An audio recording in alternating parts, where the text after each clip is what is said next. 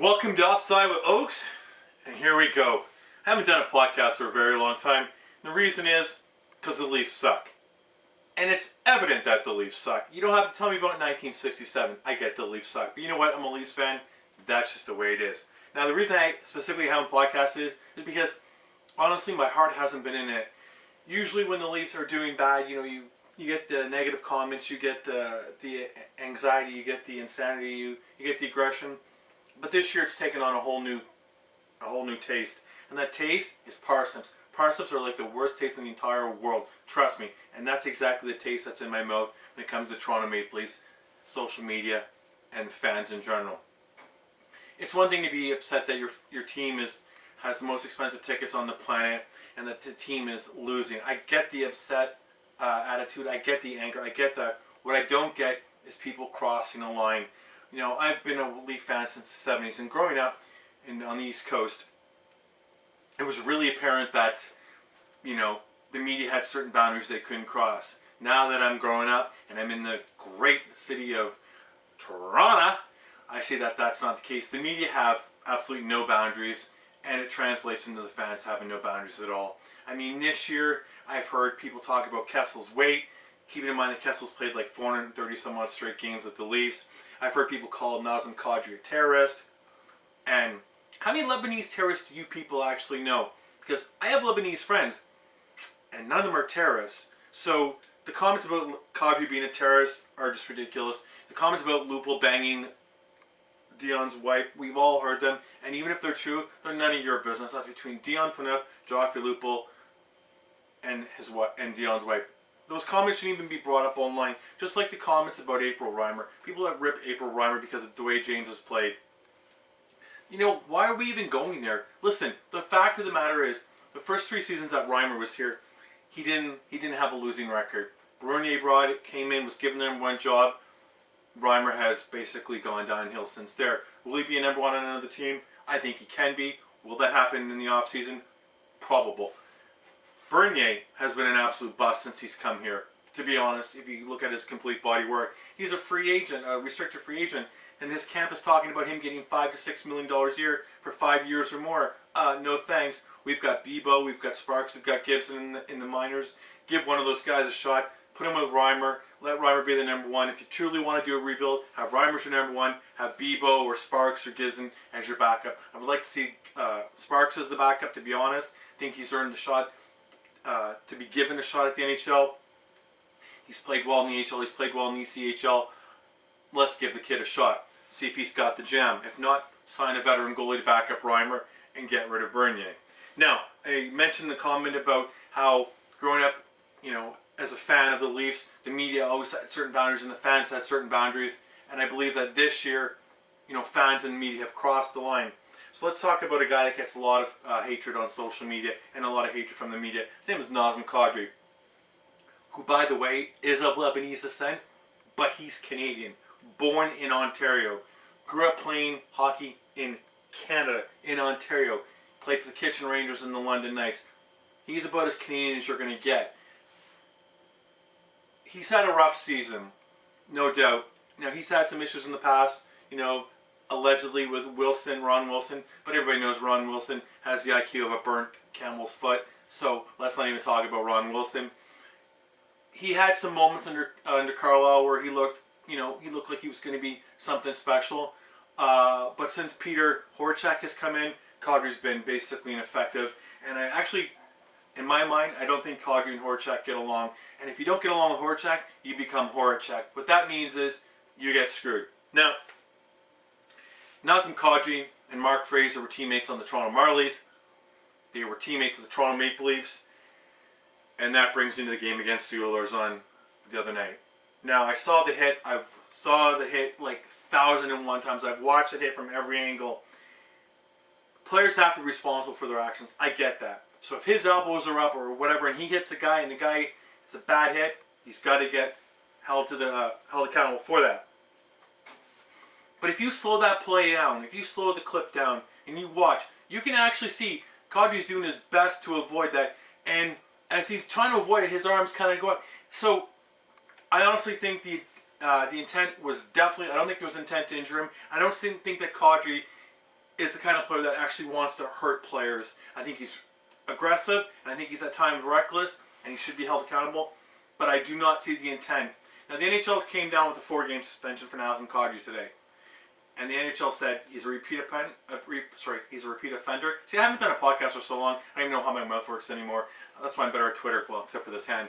Let's not go about the wrist right now. So back to Kadri. Kadri gets 4-game suspension as a repeat offender. Okay, I predicted that he'd get 2. I thought maybe 3, but my gut said 2 games, even though he was a repeat offender, because I thought it was definitely accidental. Funny how a guy like Ovechkin, who's a legitimate superstar, very talented player, he gave Komarov a concussion this season. No penalty, no fine, no suspension.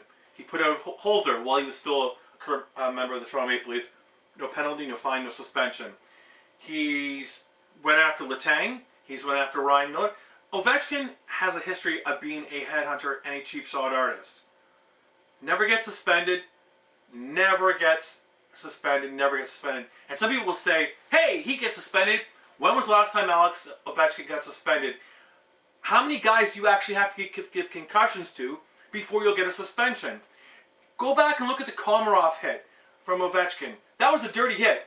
Ovechkin lined him up and he took him out. Look at the Holzer play. Holzer and Ovechkin. Ovechkin was trying to kill him. Ovechkin is trying to kill people. And the NHL doesn't suspend him because they use the justification is he's the poster boy for Russia. Well, last time I fucking checked, hockey is played all over the world. But the NHL is based in motherfucking USA and Canada. So I don't give a rat's ass what Russia, Putin, or any of these little Russian sympathizers think. Ovechkin has to be suspended. If you're going to suspend Kadri for a reckless elbow, which, and I'm agreeing that Kadri definitely was a bad hit, but it was definitely not intent to injure, how do you justify not suspending Ovechkin? You know, you look at a guy like Downey. If it was Downey, Downey would be suspended. If it was Matt Cook would be suspended. If it was a dirtbag, scumbag, asshole like Chris Neal in Ottawa, or that fuck toy that's up in Vancouver that likes to play with the Sedin's balls, Kassian, he gets suspended too. But no, it's Nazem Kadri, and he plays for the Leafs, so let's throw the book at him. And you have to know, the NHL Disciplinary Committee called Brendan Shanahan. And Brendan Shanahan, I can imagine Brendan Shanahan on the phone. This is the NHL Disciplinary Committee talking to Shanahan. Shanahan, we've got Kadri in here, and I know he's been a bit of a pain in the ass this year for you, so we were thinking about giving him a 1-game suspension, you know. What do you think? And here's Brendan Shanahan. Well, you know, I really don't like Nazem Kadri because he plays with heart and he's ruining our Tank Nation efforts. So please, give him an extra 3 games. NHL Player Committee goes, okay, we'll suspend him for 4 games. That's how I really legitimately see that happening. Shanahan, you're a dirtbag. And by the end of 2017, Shanahan wouldn't even be with the Toronto Maple Leafs. Remember I said it here first. Not only did I put it on Twitter, by the end of 2017, Shanahan will be gone. Shanahan's not in here for the long term. And neither is Tim Leiweke. And by the way, how are we still paying Tim Leiweke? Somebody deport his ass to the Sudan. That's where he belongs. Troy Bodie and Jonathan Bernier are his best signings. Give me a fucking break. Now, I don't really want to talk this long, but apparently I have to talk this long because I got shit to say. There's 30 teams in the NHL. And no one hates the Leafs more than the other teams' fans. And so, after Kadri got suspended, I spent some time reading some of the quotes from different people. And according to the people who are fans of the Habs, and the Vancouver Canucks, and the Buffalo Sabres, and the Boston Bruins, the Philadelphia Flyers, some of the dirtiest teams in the NHL history, except for the Habs, they're just scumbags. Kadri is a dirty animal. He's a fucking animal. He's a terrorist. He's a criminal. He should be in jail.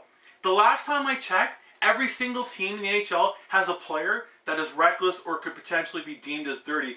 Don't pretend you have a fucking halo over your head, because every player at some point in their career usually does something that they regret or they do something bad. It happens. Hockey's a game that's played at a high speed. Shit happens. But for you to act holier than thou, you're not the fucking Roman Pontiff. You're not the Pope. You're not the Queen of England. Well, you're probably as ugly as she is. But don't talk shit about Kadri when you got dirtbags on your team. And I'm looking at you Vancouver fans with Kassian. And I'm looking at you Boston. Who do you got? You've got that little dirt hole, Chara and Marchand. Montreal. I don't even have to talk about Weise, because everybody knows Weise is a scumbag too. But my point is, don't act innocent when you're just as guilty, okay? The fact is, Kadri got suspended. It's a bad hit. Absolutely. Suspend him. 4 games. Bullshit by the NHL. I'm calling you NHL for being an absolute bullshit joke of a league. You'll suspend anybody in the Leafs I think you actually like suspending the Leafs. I mean, Clarkson last year with a couple suspensions. You suspended Kessel, you suspended Kadri.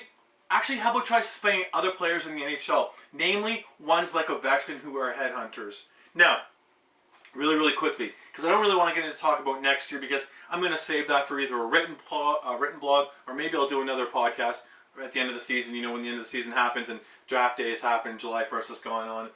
But the fact of the matter is, this goaltending on this team isn't good enough. Bernier's not good enough to be a number one. He's a career backup, and I've said that for so long. And Bernier disciples, I really don't give a rat's ass if you delete me off social media. You can suck my hairy balls. I really don't care. I don't like Bernier. I said he's not a number one. I've been saying that for years. I'm always right about hockey, and when I'm wrong, I'll come out in a minute. But until Bernier proves me wrong, then I'll keep yapping. Reimer. Dude, I don't think you're a number one goalie. And I know it's going to hurt my Reimer supporters, but I'm going to say that with a caveat. I don't think you're a number one goalie in Toronto. I think you're a number one goalie on pretty much any other team that you go to, with the exception of, obviously, Nashville or Boston or Montreal, who have, future Hall of Famers as their goalies. But I think you're number one goalie. I think Toronto's just not the marketplace for you. Having said that, we don't know what we have with Bebo. We don't know what we have with Sparks or Gibson. And the only way you're going to find that is by moving Reimer out or Bernier out ASAP. Moving one of those guys out allows you to either A, bring in a veteran, or B, bring up one of these kids to learn how to be a backup until he is good enough to be the number one. Bebo, I want him to stay in the American Hockey League. I like to see Sparks come up as a backup to Reimer or to a veteran if you move both goalies.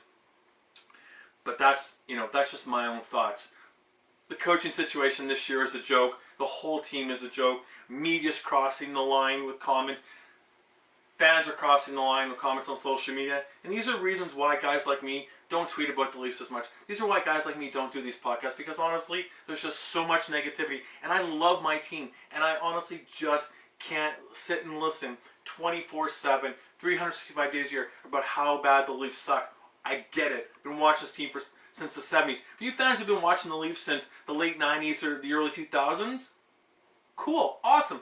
I applaud you. Yay! Good for you. But I've been watching this team since the 70s. And I'm not trying to be a condescending prick, because I can do that to your face or in person. I really don't care. My point I'm trying to make is that when you've been watching Leafs for 20, 30, 40 years, we know just how bad the Leafs are. You don't need to remind us every time.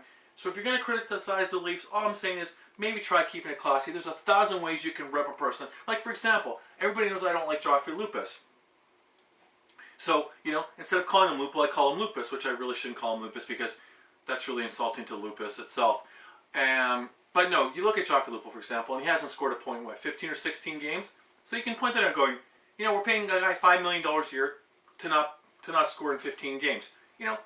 Saying something like that illustrates to everybody else how terrible Joffrey Lupul is.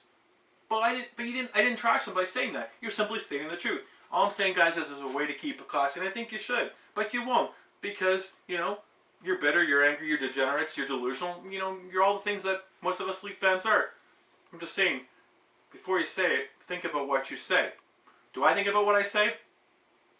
Yeah, I pretty much do. So if I said it, I pretty much mean it. There's very little that I want to take back in life. There are, 10% of things I say I want to take back. But I'm a Leafs fan, so, I blame all my anger and hostility and frustration on the Leafs. Listen, Nazem Kadri, I feel for you, man. I really do feel for you. I think you got a raw deal by the NHL, and I hope that when you're a restricted free agent, we give you a nice contract that tells you we want you to stay here long term. But the reality is, if Nazem Kadri becomes an unrestricted free agent in this team, he will leave. And if he gets to that point, the Leafs will trade him. And I'm telling you, as a UFA, the first team Nazem Kadri is going to sign for is the Montreal Canadiens. Grew up a Habs fan, and what better way to stick it to MLC than by signing with your hated rivals, the Montreal Canadiens. So fans, give Nazem Kadri some love. Give Phil Kessel some love. You don't have to love Tyler Nozak and Joffrey Lupus. That's fine, I get that. You don't have to love Jonathan. Is that guy Mandela a hockey player? Bernier. But support this. Support the crest. Don't worry about the names on the back of the jersey. They change every season. Support the crest. Keep it classy. And remember this. The Leafs eventually will win a Stanley Cup. It just might not be in our lifetime. Take care.